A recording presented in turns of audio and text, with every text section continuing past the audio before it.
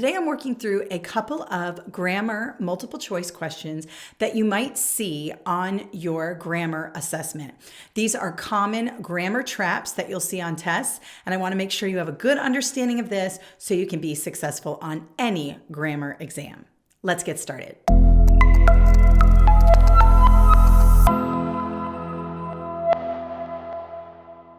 Okay, so I pulled out a few questions from some of our publications, and they have to do with some of these common grammar traps because people tend to take grammar exams and they answer questions how they think things sound, or when they sound correct, or when they think they sound right, they go with that, when really there are some specific grammar rules that we have forgotten over the years.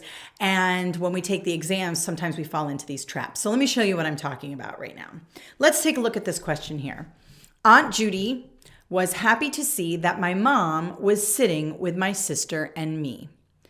Now, if you take a look at this question, you might be inclined to say, my sister and I. You might say that C is the problem because a lot of people speak this way.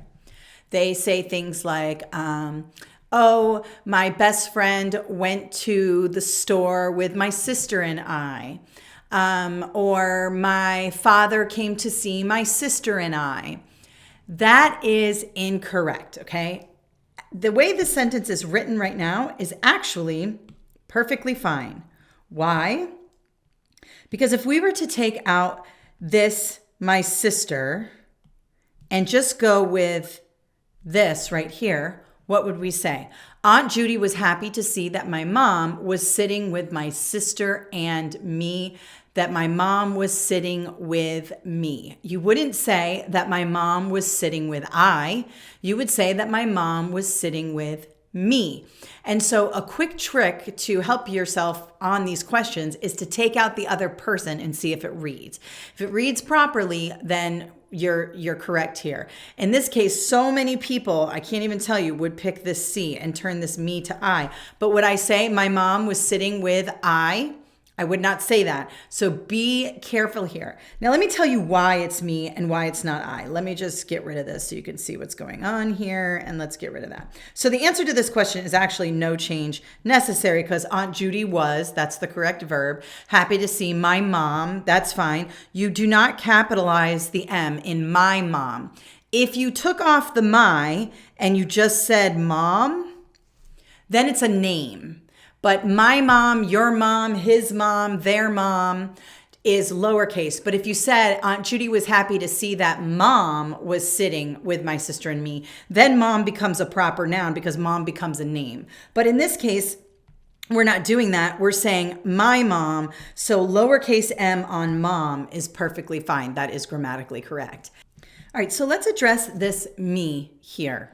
Right now, the me is serving as the direct object, and it is correctly done in this particular sentence here. Now, when we talk about direct object pronouns, we would compare them to subject pronouns. So let me just give you a quick example. We have subject pronouns and we have direct object pronouns. Subject pronouns are things like I, he, she, they, we, and who.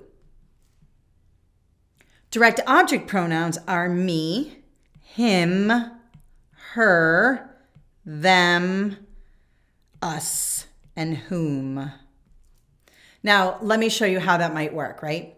We said you would not say, my mom was sitting with I. You would say, my mom is sitting with me, because that would be correct. You might also say, my mom is sitting with him. My mom was sitting with her, with them, with us. When you have the term with, usually, and I'm going to say usually because there's always exceptions to the rules, but usually the direct object comes after. Because in this case, if I were to just take this independent clause right here, my mom was sitting with my sister and me. In this case, my mom is the subject. So if I were to turn my mom into a pronoun, I would say she was sitting with my sister and me. She is in the subject. Or I was sitting with my sister. He was sitting with my sister. They were sitting with my sister. Notice that these pronouns here all belong in the subject of the sentence. And these pronouns here all belong in the direct object of the sentence, okay? So that's why you would use me. Now, that's a big convoluted way. On test day, what I want you to do is simply take out the other person and see if it reads correctly. My mom was sitting with my sister and me. My mom was sitting with me.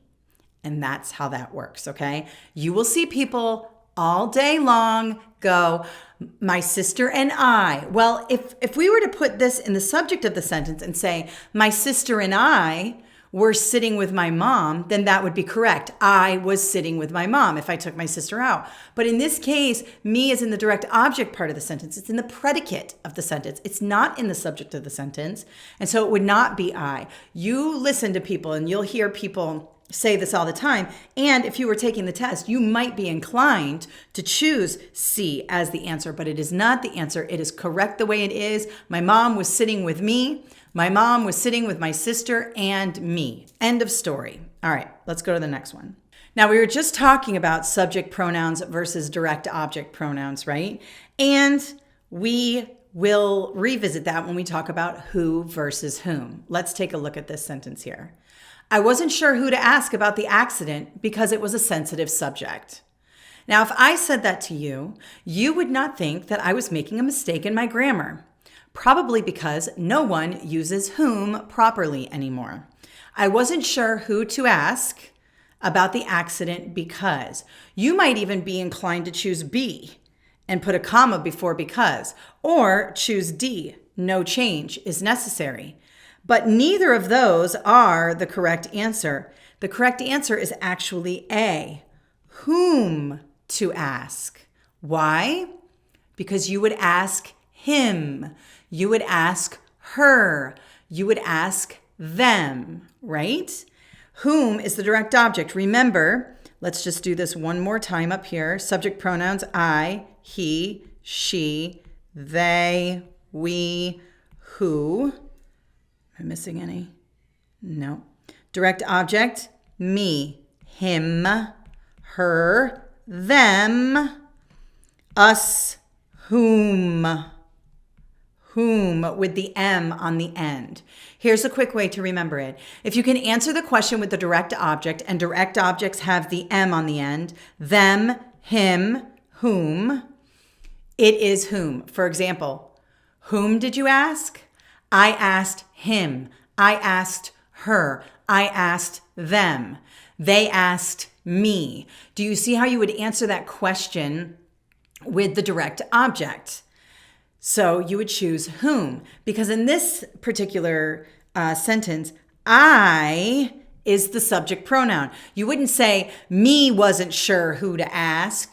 You would say I wasn't sure whom to ask, because you wouldn't answer it. I would ask he, I would ask she, I would ask they. No, you wouldn't say that. You would say I would ask them, I would ask him, her. So whom is the correct answer here. Now be careful. You might be tempted to choose accident, comma, because. Just say no to comma because. We don't do that. You do not need a comma before because. Because is called a subordinating conjunction, which means that it can connect two independent clauses here. Let's take a look at the two clauses that we have. Let me just erase this and this. We have two independent clauses here that can stand on their own, right? I wasn't sure who to ask about the accident. It really should be whom to ask, so we are going to fix that. I wasn't sure whom to ask about the accident. Could I put a period there and just leave it as a sentence? Yes, I could. I is the subject, wasn't sure whom to ask. What is the predicate, okay? Now, it was a sensitive subject. Is that an independent clause? Yes, it is. It was. It is the subject. Was is the verb. Was the sensitive subject is the predicate. And so that is an independent clause. So both sides are independent clause. Now, if I said, and it was a sensitive subject, if I had the word and here instead of because, I would need a comma. Because remember, and I have this in another video on my fanboys, And if you're using a fanboy to separate two independent clauses, you need a comma before it. But because it's a special kind of conjunction, it's called a subordinating conjunction, which means it's strong. On its own, it can separate two full independent clauses, and it does not need a comma.